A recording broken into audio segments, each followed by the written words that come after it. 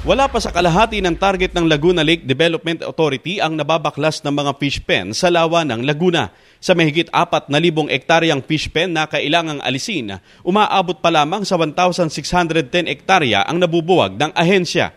Ayon sa LLDA, inuna nilang baklasin ang mga higanteng fish cages na pagmamay-ari ng mga malalaking korporasyon.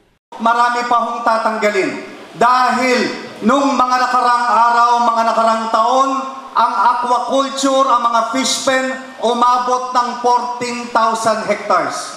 Pero ang kailangan lang hong malabi para maging sustainable, dapat ang maiwan lamang na istruktura 9,200 hektarya. Samantala, tiniyak din ng LLDA na hindi na nila bibigyan ng permit ang mga korporasyon upang muling makapagpatayo ng mga fish pen. Sa halip, prioridad umano nila ang mga maliliit na mga mangingisda sa pagbibigay ng permit. Pag ho nagbigay ng panibagong permit ang inyong LLDA pagdating ng 2018, ang permit na ibibigay para makapagtayo ng fish pen, hindi na prioridad yung mga korporasyon. Sa ngayon, nagpapatuloy pa rin umano ang isinasagawa nilang dismantling sa Laguna Lake.